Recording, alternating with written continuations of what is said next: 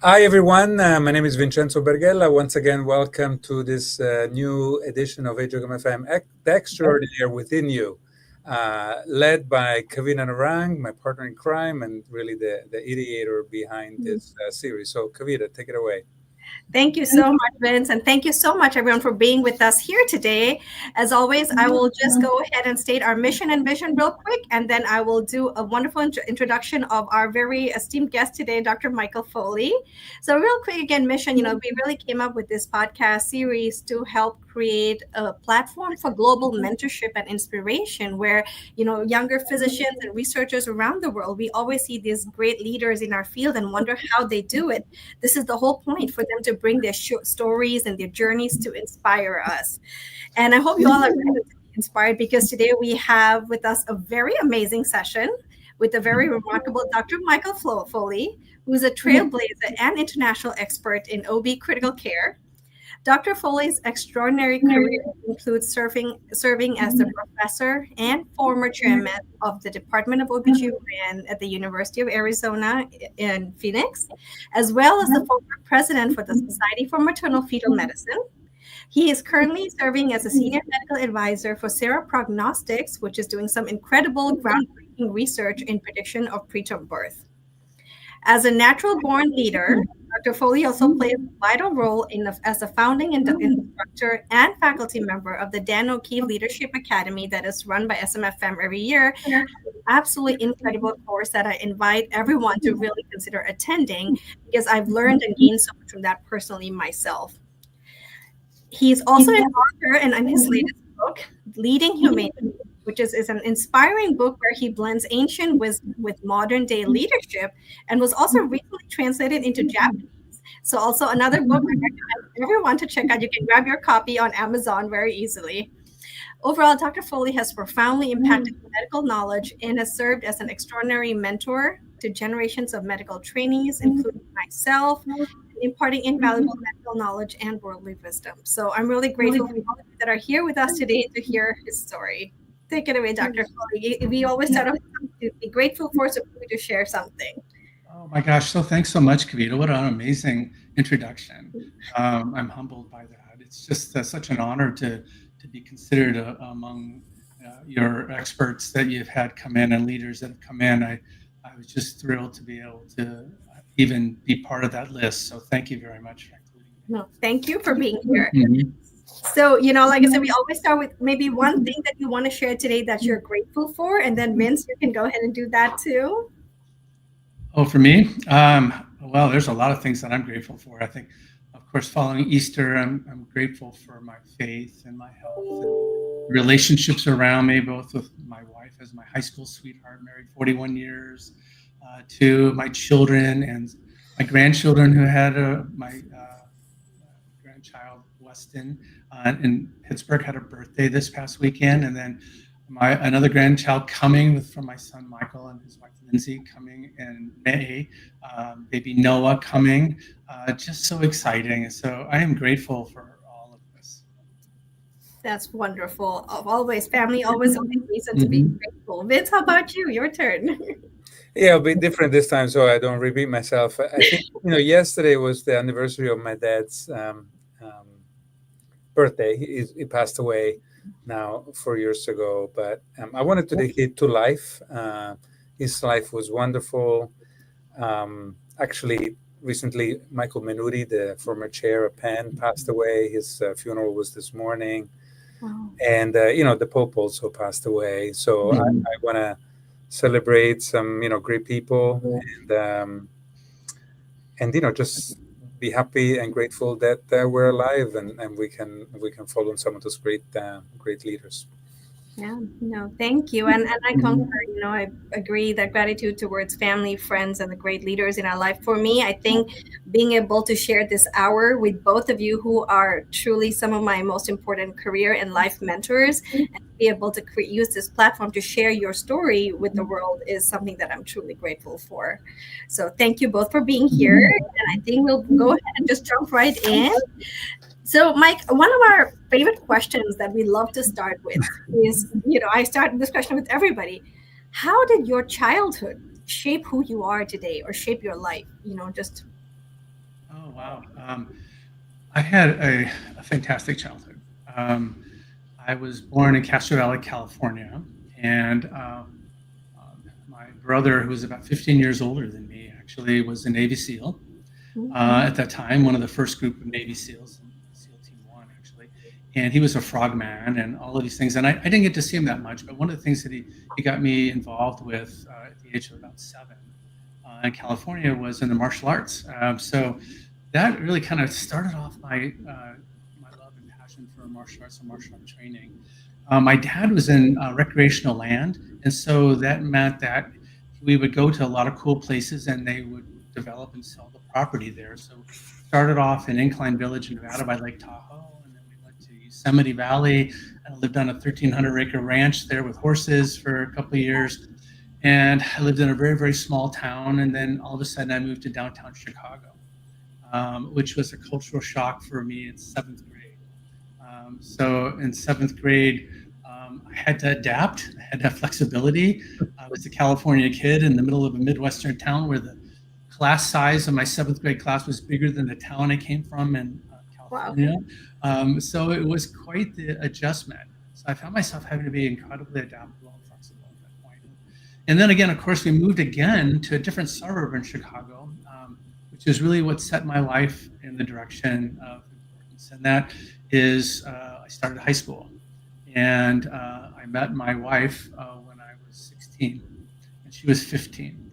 So Lisa was the smarty pants in the school, ranked really high in the class, and I was a baseball player. I was just a jock. I was, there's the greasers, the jocks, and the nerds, right? I was kind of in the jock group, and my wife was actually one of the nerds and being really smart group. So I eventually saw my wife, and I really thought the only way am I going to get to meet her is I have to take one of those honors classes. So I chose to take honors Spanish, thinking maybe I'm going to get through it okay, right?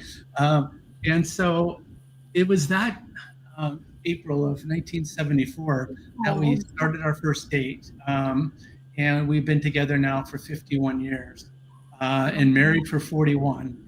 Going through high school, then on to college, into medical school together, and then we did residencies together. She's in anesthesiology and then a fellowship in pediatric anesthesia. Then me, of course, OB and then MFM at Ohio State.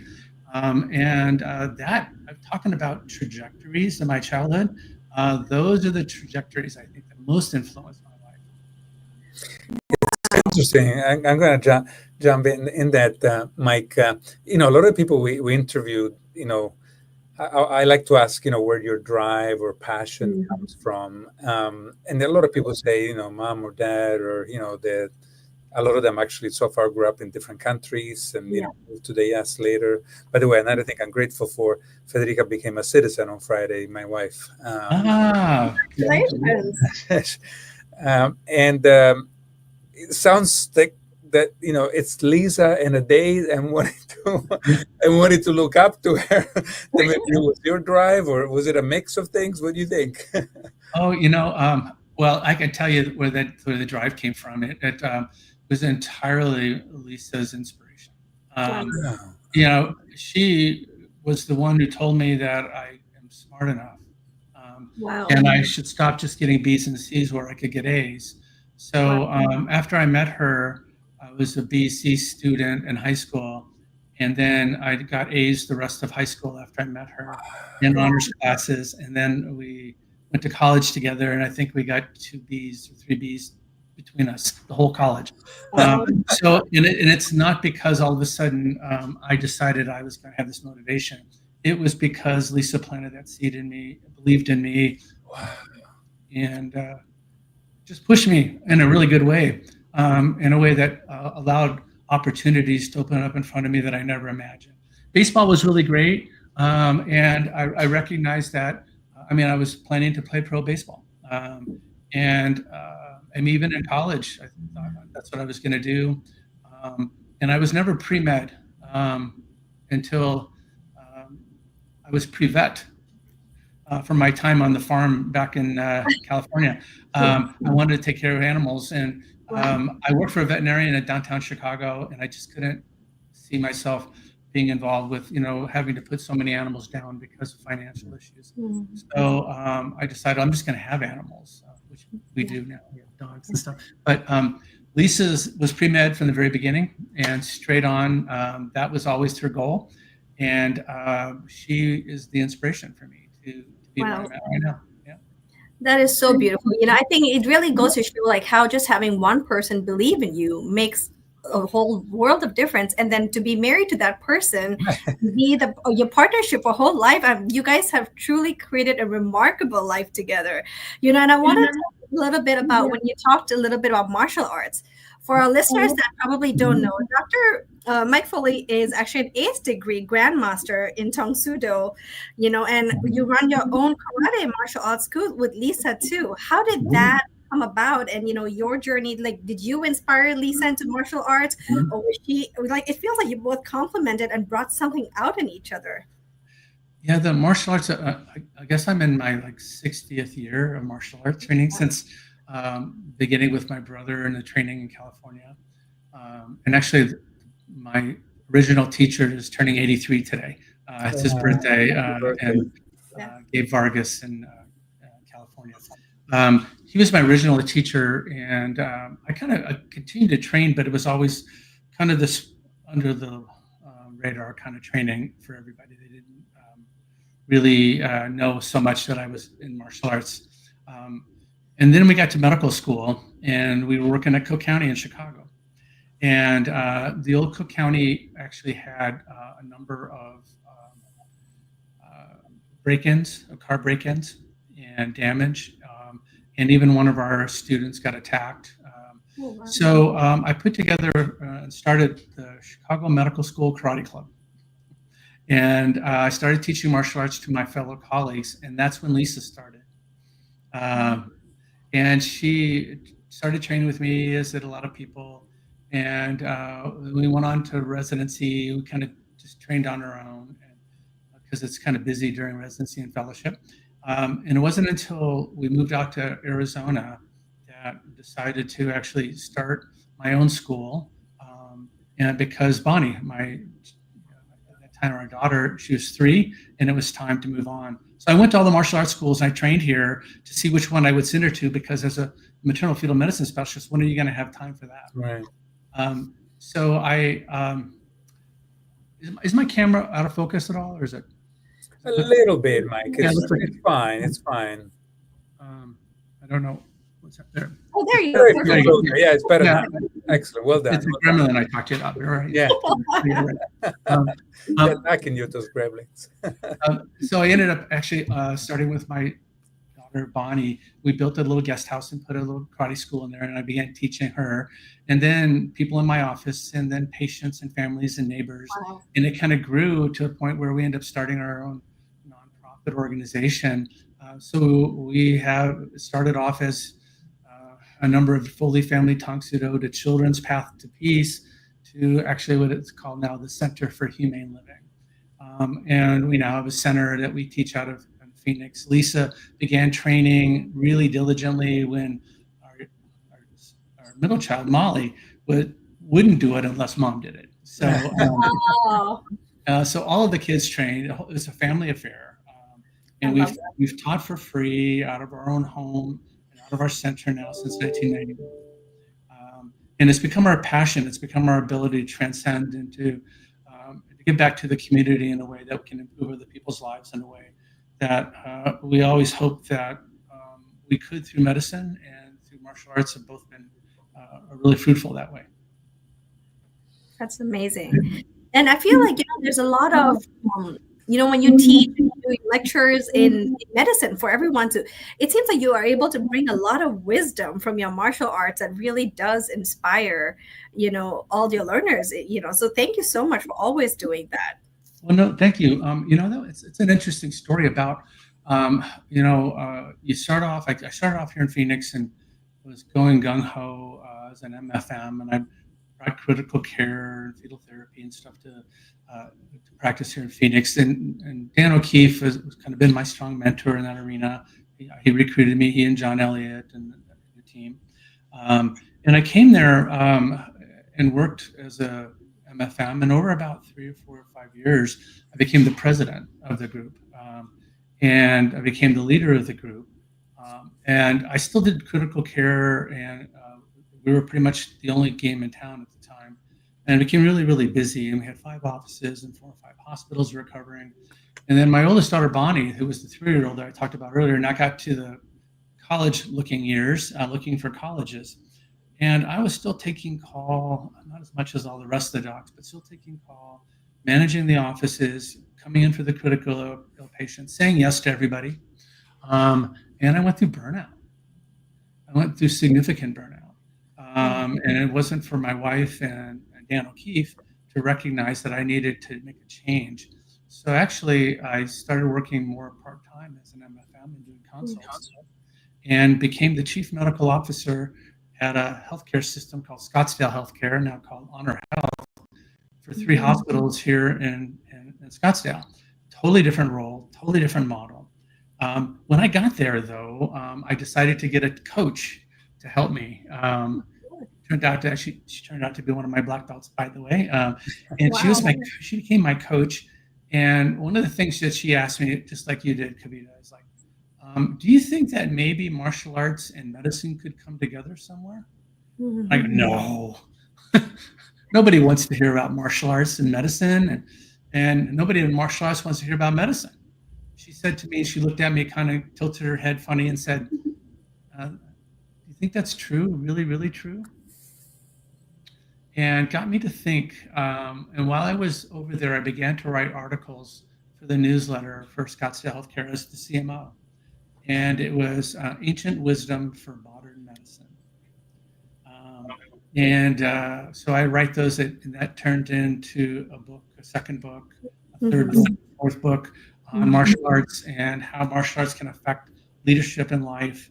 And a lot of the stories that I utilize now, I teach in the arena of medicine that come from ancient wisdom that helps people solve problems for themselves by looking at kind of how that story might fit their circumstance today. I love that. Wow. I'm going to ask you something I remember personally when I visited from you in Phoenix. The license plate of your car. It may be an old car that maybe you sold, but it was in some foreign language. And I speak a few languages. It was in a language I don't speak. And what language was it in? Korean. There you go. And the meaning, because of it, if you don't mind sharing, is so moving. Yeah, it was abbreviated, but the word was sabamnim. And sabamnim in Korean means more than just teacher.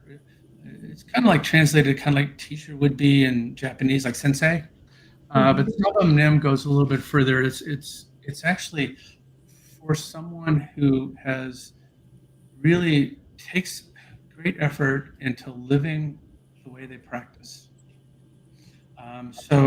And you're really practicing what you preach, and you're living the martial arts in your life in a way that becomes apparent. And that's what sabamnim is like living and believing in the principles that you set forth and you speak on. I would like to know where that comes from, because to me, Mike, and again, very sincerely, I haven't told this to anybody else who interviewed, you're the emblem of love, of personal success, personal, no professional, as well as professional, of honesty, of sincerity, of trust, some of the values you teach. And since I saw the license plate, I think about it all the time, because I try to do the same and imitate you as much as I can. And I wonder how that came about again in your life. Was the martial arts or something else? Because it's so important to, you teach well, but you need to walk the talk, so to speak. Well, thank you for that, Vince. I'm not sure where it came from. I think that, an interesting question my daughter Bonnie, when she was out here this past Christmas in the pool with the grandchildren, she says, "Dad, what 3 words of advice would you give your teenage self, knowing what you know right now, right, and how to move forward with that?" And I thought, oh my gosh, that's really insightful. And it not only makes you like think about what would be important to know, but how you might actually crystallize it into 3 words. And immediately I just said, I have no idea. I have to think about that. But as I thought about it, I thought about these 3 words: relationships fuel success. Wow. And if you're going to define what success is in your life, for me as a teenager, I would want to say it's the relationships that are the goal. Wow. And because that with relationships and the happiness that you bring with relationships and the positivity with relationships, that is actually helps define where you're going with success in your life. So I thought about that and I said, boy, that was really insightful for my daughter to ask me that. So I don't know. I think that it all comes down to that.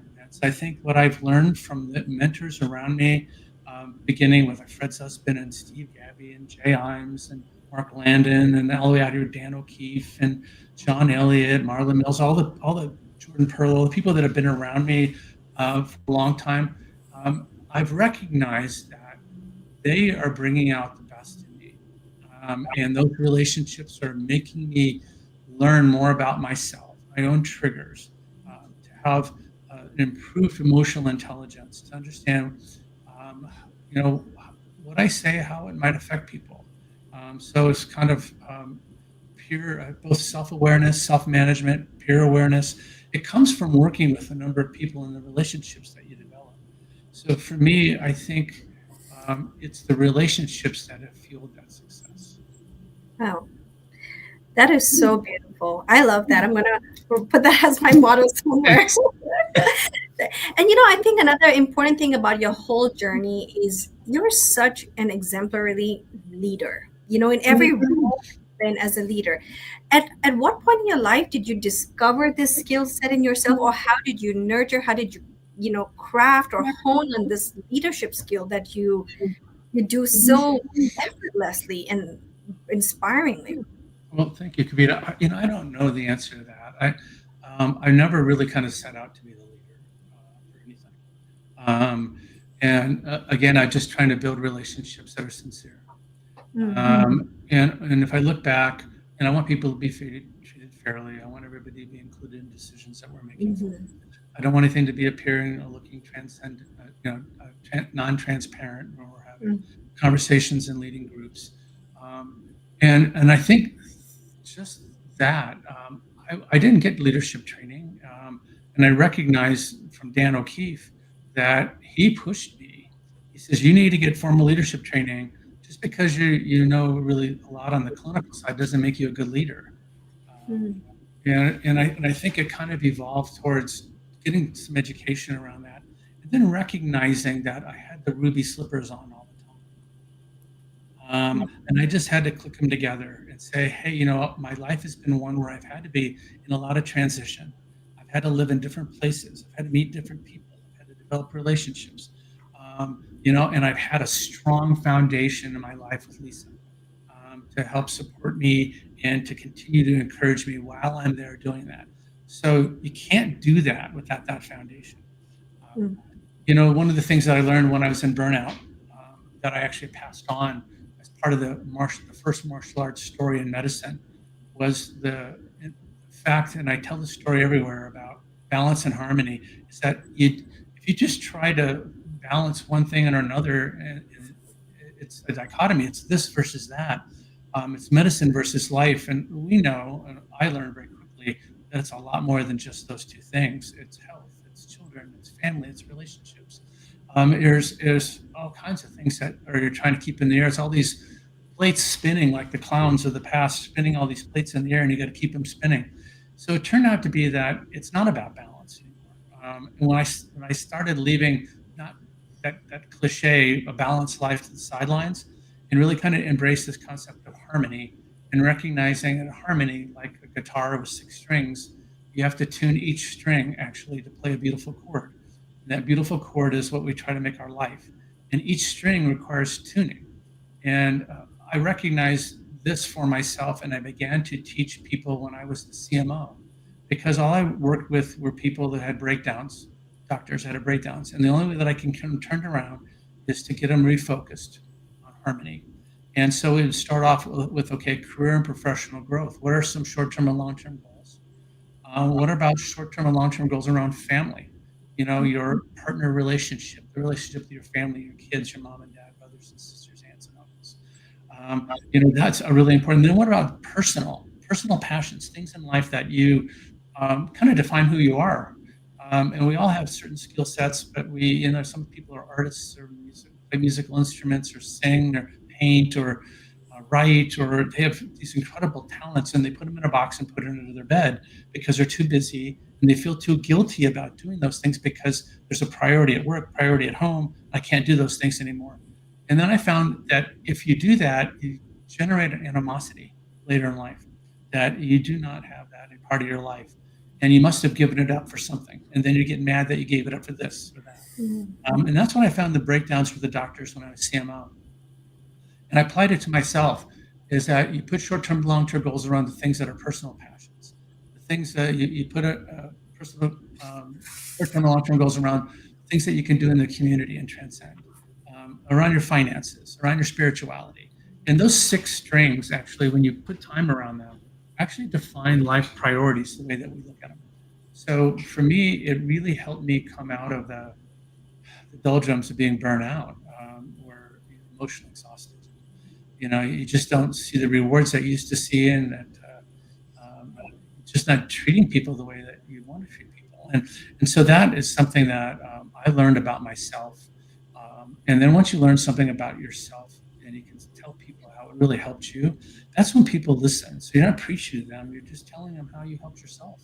The stories that you tell, the martial arts stories we tell. I just had a class with our black belts this past Saturday telling them, if you're going to tell somebody you want to influence them, first tell them how the story influenced you. Yeah. And then allow them to see how you may be different, but I can see how it might help me too. And then that story becomes more than just, you know, a fantasy or a lesson. It becomes something that's impactful. Wow. That's beautiful. You know, those 6 strings remind me of another thing you told me that I think about almost daily, truly, Mike. The fact that you walk or, you know, spend some time with your wife on a daily basis, an hour and a half, you know, after work. And you know, again, for people that maybe missed the first 5 minutes, we're talking about SMFM president, you know, CMO president of companies, leading martial arts. You know, you've had many, many hats. People would even wonder, you know, how could you find the time? People always complain, you know, I just don't have the time to do that. But maybe you can share how important you think that was for your own personal harmony. The walking part? Yeah. Well, you know, my wife and I sit down, and we've been doing this for years and years, is do the harmony goals. And, you know, when we look at family, the first and strongest foundation that I've told you already is the relationship with your close partner. It's my wife of 41 years, Lisa. And as a pediatric anesthesiologist, you know, she would get up and be there ready to go at 7, the first patient at 7 a.m. every day. And I would get up and go make rounds with the residents, and then we'd come back and convene, and both exhausted, and we didn't really, it's hard to share, you know, entirely. So one of the things, yeah, we have the kids, and you have all the other things that are going on, and you get home, and all of a sudden now, you know, we're shopping and cooking and transporting service, etc. And we found ourselves recognizing that the most important thing that we can do as parents is to work on our own relationship and to make sure it's really solid, and not only solid but flourishing. And one of the things we decided to do is to debrief every day, have a formal session of debriefing. And we first decided that what we're going to do is we're going to go to the gym together, right? And we're going to debrief. So the way that started is that we get in the car, we talk a little bit on the way to the gym. We get to the gym, we put our earphones on and get on our machine, And then we get off our machine and get back in the car, and we're both too tired to talk, and we go home. And that's that. And then it didn't really work that well. So we decided what we're going to do is we're going to walk.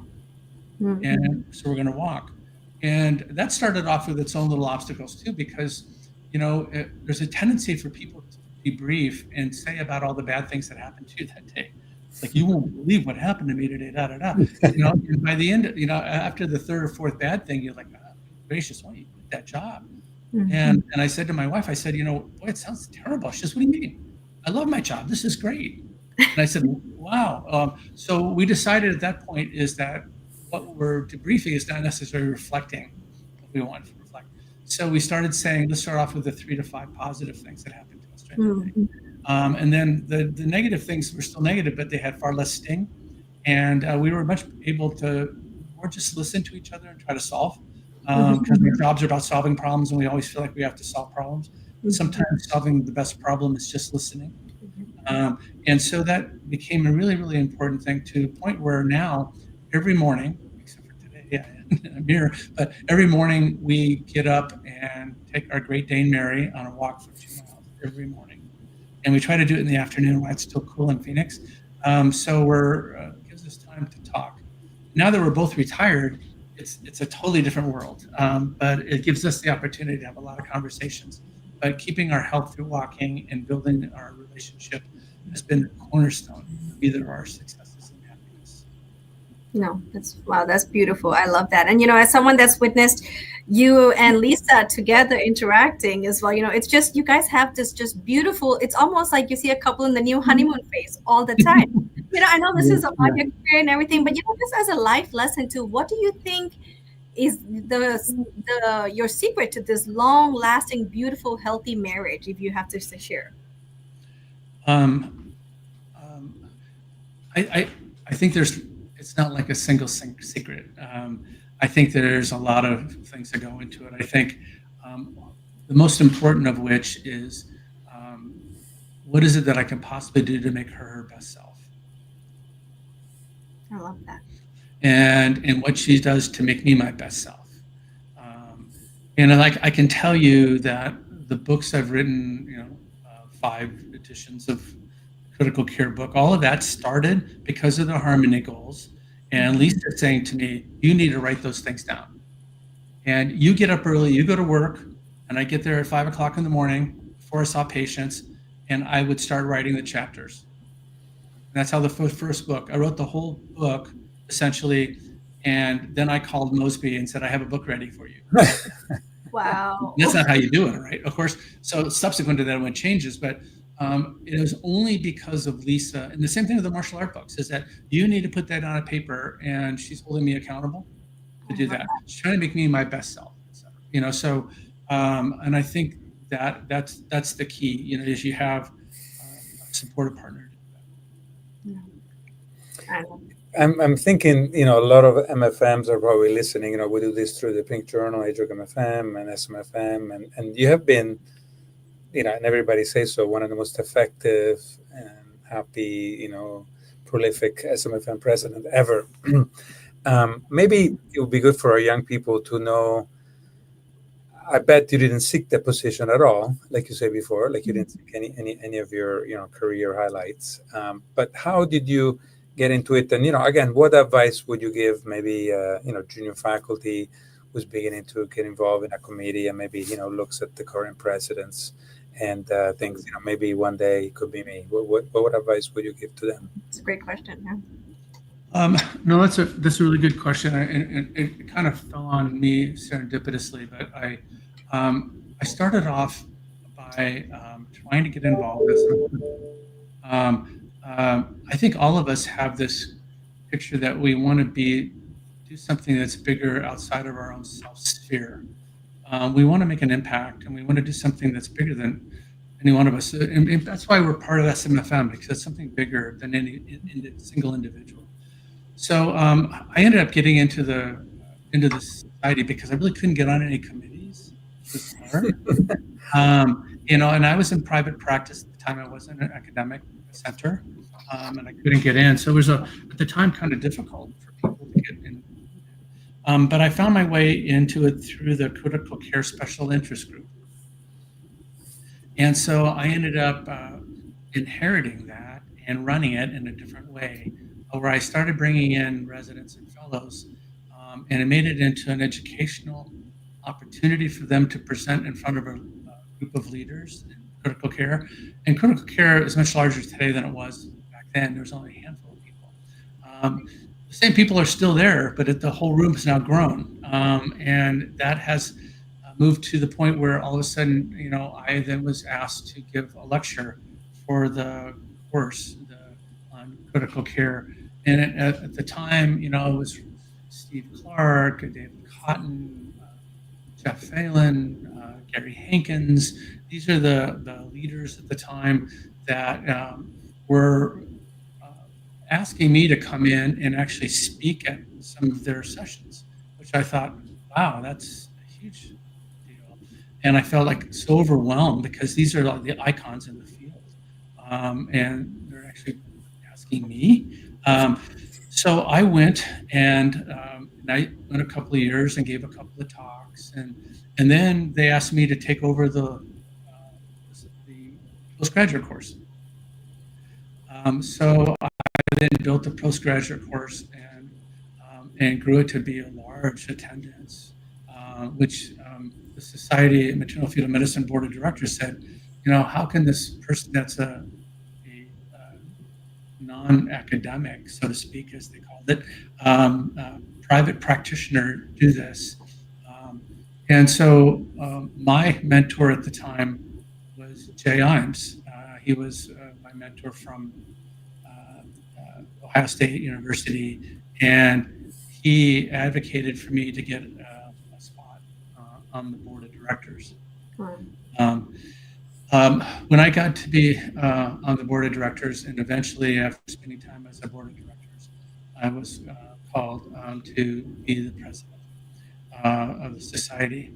The biggest thing that I saw was what I could possibly do to look at how I could have improved the path of a person like me wanting to come in and wanting to be part of something bigger. So the first thing that we did is we had a retreat at Coeur d'Alene, Idaho, which was a different sort of place. I brought in a facilitator as a dear colleague of mine, Fred Corbis, to help facilitate this. He, Dan O'Keefe, and I, and the whole team met, and we changed a whole lot. The society, we opened up and created all new committees that were opened up to the entire public of SMFM people. Mm-hmm. So all of the committees that we have kind of were generated from that meeting. And it's grown and developed, and it opened up so people could actually apply and get on the committees. And then these people then could be part of something bigger, and then they're bringing their talents. Everybody's bringing their talents. Just think about the awesome opportunity that society has now. That was, I think, the best advice I can give is just get involved, bring your strengths, and bring your strengths, and just be perseverant. Wow. I love that. And, thank you for, and, when you touch on strengths, one of the things that's really remarkable in your journey that I see is you are someone that can turn any vision into reality. How do you always seem to do that? Like you'll say something and you're like, you just make it happen, and you make it big and impactful and successful. Well, thanks, Kavita. You don't see all the visions that I don't show you. This is a fail, right? But all your visions are not going to be successful. But I think if you're trying to do a vision and you're trying to do it alone, you're going to fail. I think the most important thing you can do is that the way I look at it is that you think about things that you might want to move forward with. You constitute it. So you take it from the thinking to pen and paper. Mm-hmm. Constitute it. Mm-hmm. And then what you do is you speak it out loud, and that's when it actually arrives in reality. Mm-hmm. Somebody hears the vision, and now it becomes a vision. And somebody hears it, and there's someone there that can give you advice and hold you accountable. Mm-hmm. But then it doesn't really move anywhere unless you get the right people with the right strengths to do the things you can't do. Wow. So I might have a strength of, of futurist and strategist as part of my strengths, but I need people to operationalize, to arrange, to encourage, to be part of the team. So like Steph Curry, I mean, he can't win the game by himself by just shooting 3-pointers, right? He needs people to get rebounds. He needs almost, but not quite. Yeah. Almost, yeah. He needs somebody to throw him the ball. He needs a tall person under the basket to get the rebound. You need good defense. So you need a team around you, and you pick that team for their strengths. And the only way that you're going to get that vision accomplished is that you got to make it our vision, not your vision.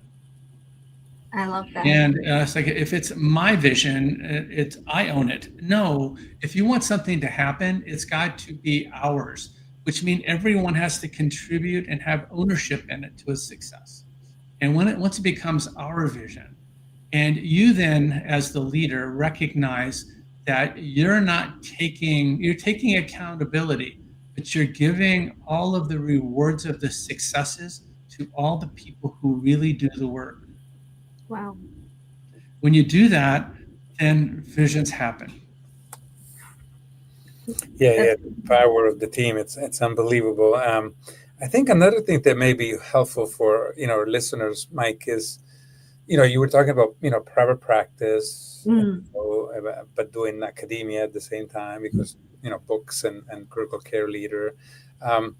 Maybe at different steps, maybe you can come up with a couple of practical examples, how you make choices as you go through. And I'm thinking you did a lot of administration as well, versus, again, putting a course versus, teaching and inspiring. I guess you worked on your strengths, but could you give some example of things that worked and things that maybe didn't work, and you did it, and maybe you realized this is not my cup of tea? Yeah, no, that's hard. We try to bury the things that don't work, so it's hard to remember, right? That's kind of our own mentality about things, right? But I can tell you that you really have to be honest with yourself. You got to be honest with yourself, and not the vision that you have of yourself, but the reality of yourself, the authentic self. And you have to come to grips with that. And you begin to have this image when you start off. Like, for example, I started off, I wanted to do all the critical care for the Valley, and I really love that. And I wanted to do fetal therapy too. And I actually trained with Kipros for a little bit when I was over there. I saw him last month, and I was inspired by him. And I worked with a colleague of mine, Bill Kluel, and taught all kinds of exciting things. And, I had to decide. And Steve Gabby gave me the stage advice a long time ago. He says, Mike, pick a niche. Pick a niche.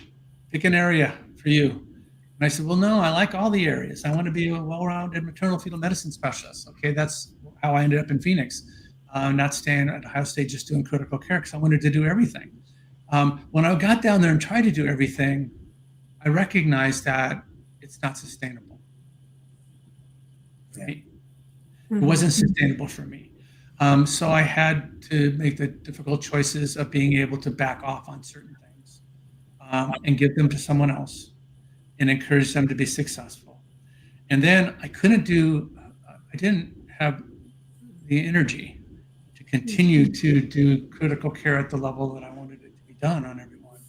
So, and I think that led to kind of part of the burnout, which is what I didn't do well, is I didn't recognize that and didn't set boundaries for myself.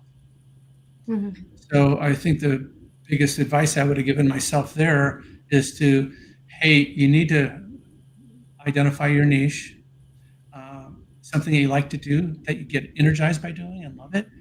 Don't take on too much, and set the boundaries for yourself so that you can actually be at home. Manage.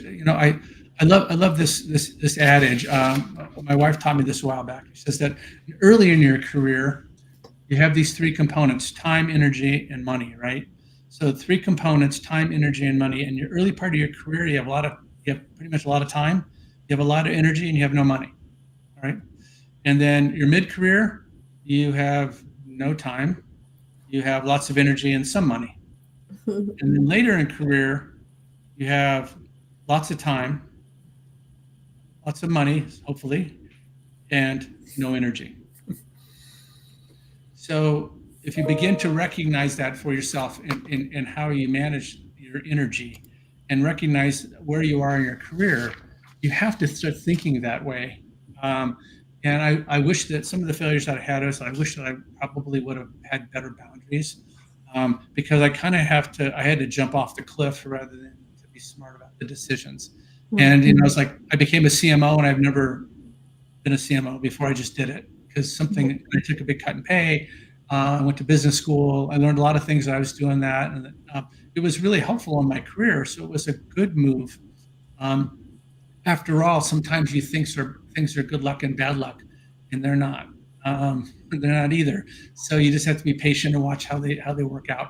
So I think those are the things that the lack of boundaries, and to continue to play to your core strengths, and identify what those niches are professionally, and to recognize that all has to go together with the 6 strings of harmony as best you can, and to identify what are some things that are irrevocable truths in your life, things that you have to do. You get to take care of your family. Maybe you want to be a lifelong learner.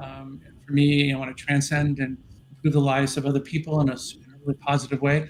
Those are your foundational principles. Develop them early. And then those are the things that help you demarcate your boundary. Outside of those things, you can say lightly decline. In different times in your career, you can't. Obviously, you can't decline early in your career. Later in your career, you get choices. And so you make those choices that are out, you say no. And as Idlin told me, one of our colleagues at the Dan O'Keefe Leadership Academy, no, period, is a complete sentence. Yeah.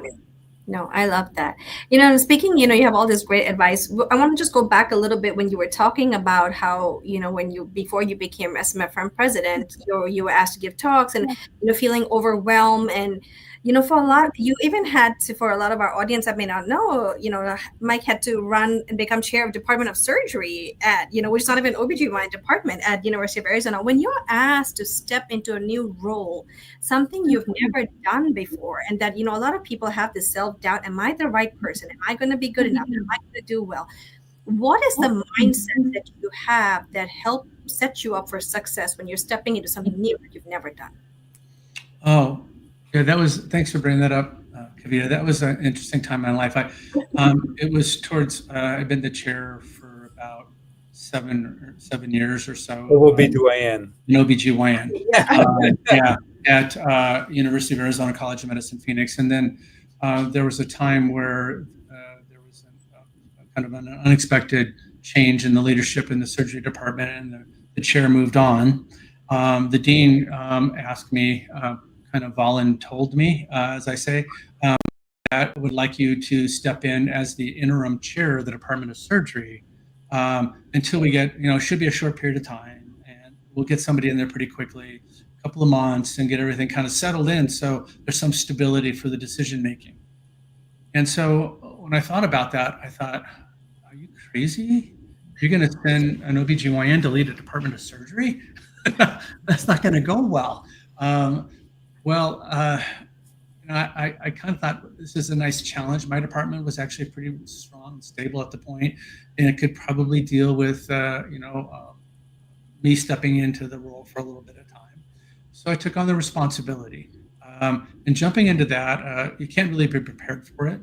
But what you can do is you recognize that some things require you to have to build trust quickly. It's kind of what we do in high-risk OB, right?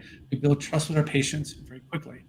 So I'm meeting with a bunch of surgeons. Some of them knew me through the critical care trauma team, but most of them not. I'm dealing with oral maxillofacial surgeons and all kinds of surgeons in the department. And the surgery department was quite an uproar. It was a difficult scenario. People were unhappy with the change that just happened. People were angry and emotional, and they weren't not stable at all in the department. There was no transparency apparently with what happened, it was unstable. So my first opportunity is like kind of what my daughter's words told me is like relationships fuel success. And so what I decided to do is to meet with every surgeon. Got a big department, but hey, I want you to meet the humble midwife that's now leading your department, right? And that was kind of difficult. But I wanted to find out from each of them is what they had as a vision and what they needed to have happen. And where I kind of cloaked it is I said, I'm not here for only just a short period of time. And you don't want a new chair coming in and completely eviscerating the department and putting in all their own people. You want to create a fertile ground for planting a new department, new chair. So how are we going to do that? So I ended up building relationships with each of them. I put some of them into leadership positions right away that should have been in leadership positions. I started off every meeting with a need to how we handle meetings. And here's how we get along with each other. And I asked them to contribute and build what we call meeting norms for how we're going to speak to each other. And now they still have that up in their rooms today. But I think, building an environment or a culture around fairness, inclusiveness, and transparency, one that actually build relationships around, and one that you can build trust. That ultimately turned out to be successful. I held retreats. I had them break boards like I do with other scenarios, and it actually turned out to be successful. My tenure there wasn't a couple of months. It turned out to be 2 years as chair. And when they came in, the chair had fertile ground to plant and set forth with a great department, with great leaders already in place. And to me, as I kind of backed out invisibly as the OB guy, and to me, it felt like I was able to influence the change in a positive way. So it was fulfilling to me. It certainly was stressful. It required a lot of humility because, obviously, what does an OB know about surgery? And so that's how we were treated. And ultimately, I felt at the end of the day that I made some good friends. That's amazing. Great stories, Mike. We're approaching the end of the hour, unfortunately. I wish this could last forever. Maybe you can. I have a couple questions. Maybe I can combine them. I was going to ask you both of what makes you go into flow, which, as you talk, it's almost like I think empowering people makes you go into creating teams and relationships, and maybe that's also part of your legacy. This were my last closing ideas about. The legacy that you surely left me, for example, in terms of relationships, honesty, sincerity, 6 strings of harmony, and all of that. I don't know. How could you summarize that even more? One of the things that I've done in retirement, I'm doing consulting, as you mentioned, for Sarah Prognostics, which is keeping my hand in the maternal fetal medicine picture to build legacy in that modeling. But what I've learned is that all of a sudden you've had an identity. Dan O'Keefe would call it PIP, a previously important person. And I love that because all of a sudden you've gone from chair and leader of 2 departments and head of society to walking the dog every day and changed the environment entirely. So it was kind of a difficult transition. I'm not going to lie, because it's how you identify. And what really hit me, and also for my wife, Lisa, when she all of a sudden abruptly had to retire because of a hand injury from her profession, is that we struggle for purpose. We struggle to identify what the purpose is. Like, I can't do this anymore. Why am I really here? And the answer turned out to be really simple, is that we are more than what our title was. We are more than what we just do at work. It's not about the what. It's not about the how we did it. It's entirely about the why. It's like Simon Sinek says, people don't buy what you do, they buy why you do it. And it's the same thing that I realized. I've taken that into retirement. It's like, I am not what I did. I am why I did it.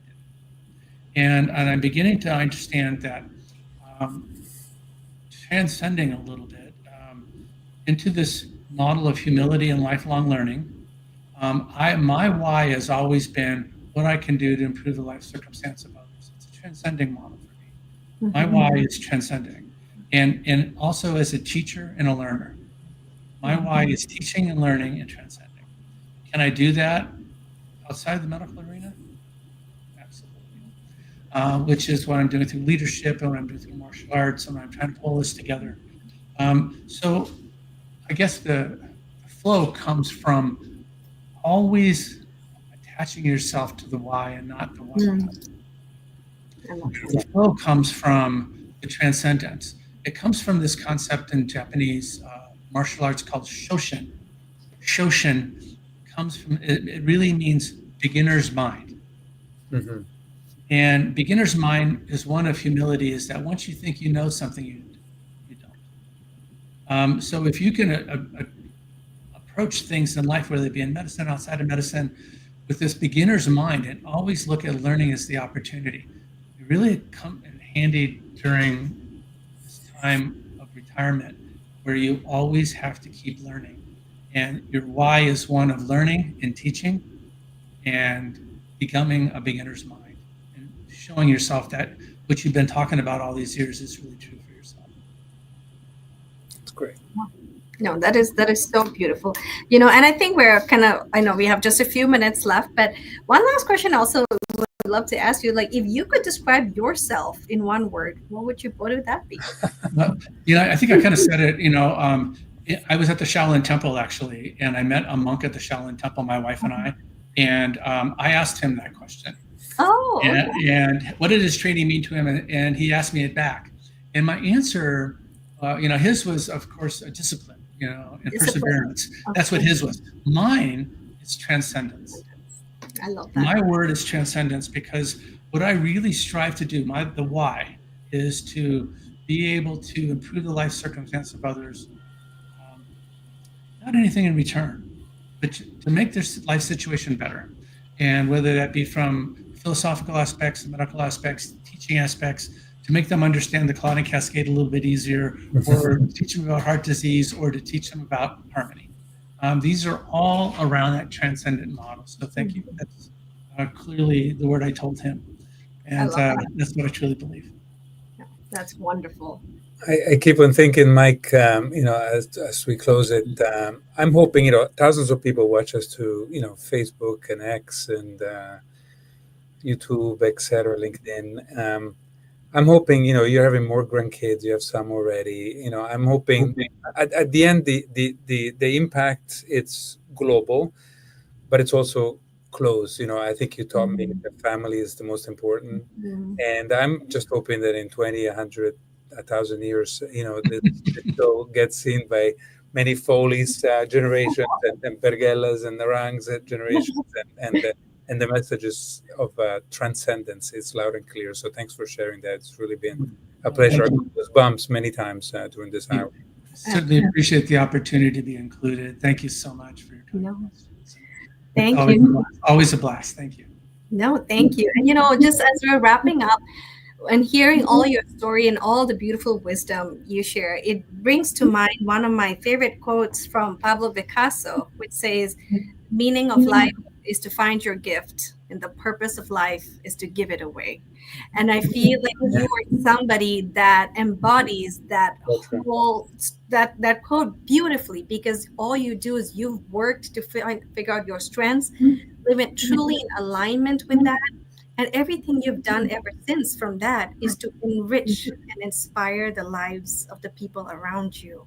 And as someone that's been touched by your beautiful work and your inspiration myself, I'm truly grateful. And I know I'm speaking on behalf of a lot of people that have crossed paths with you as well. So thank you, Dee, for all that. Thank you. That's really lovely. Thank you for those kind words. Yeah, no, thank you. Bye-bye, everyone. Bye, everybody. Thank you. Thanks.